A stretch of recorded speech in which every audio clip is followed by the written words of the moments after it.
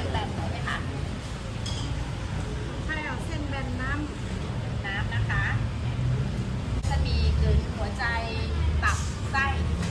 ใส่ไหมคะไม่ใส่ก็อันนี้จานหนึ่งแล้วก็เอาตัวนี้เอาน้ำหนึ่งอันนี้น้ำหนึ่งแล้วก็แห้งหนึ่งเพราะว่ามีอันนี้1 จานนะคะแล้วก็จะมีของน้อง1นะคะแล้วก็ของพี่เป็นรวม1แล้วก็มีแบนอย่างนี้อีก1 จานเป็นน้ำอันนี้2แบนแห้งเป็น2แล้วก็แบนน้ำเป็นค่ะแล้วก็ค่ะ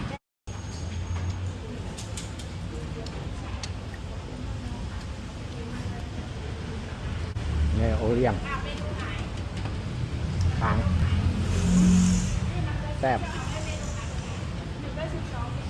นี่อันนี้คางเป็ดเอาน้ำแข็งใส่แล้วก็แล้วด้วยไง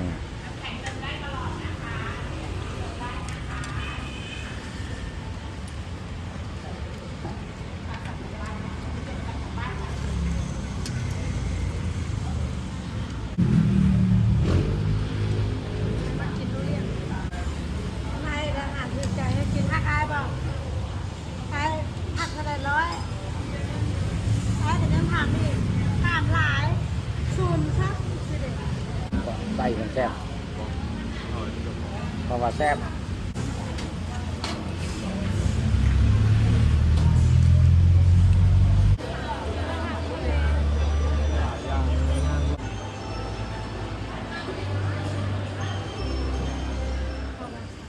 โอ้ก็เอาคาดใจเลย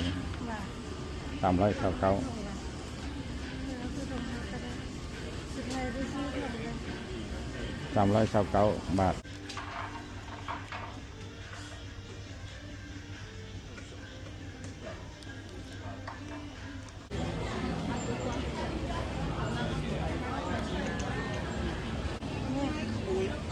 วาดเองวันนี้อันนี้ให้มันเก้าหัว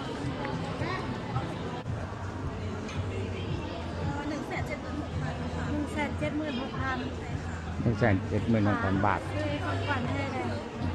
ก็คือรุ่นน้อย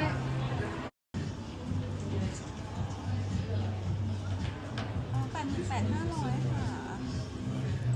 ออกจากดูออกได้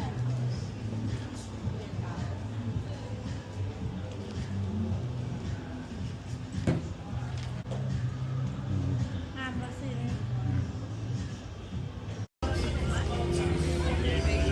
ก็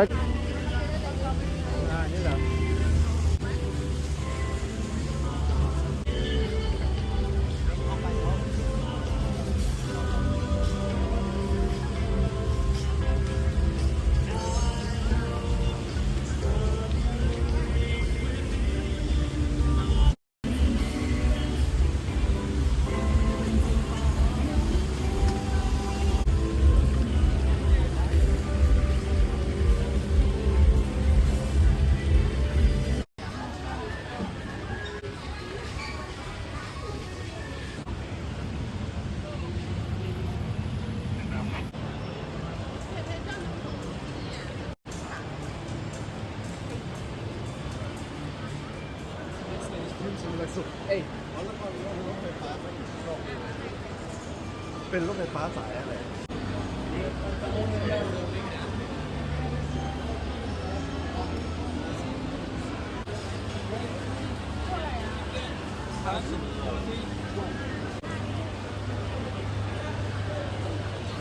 แม่นั่งพาดที่ตาก็เงิน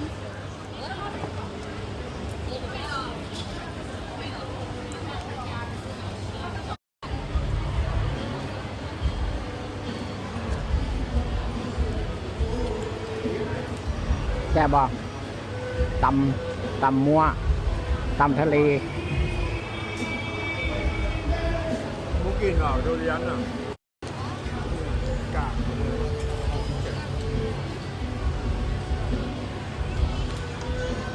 ลำไหนซอส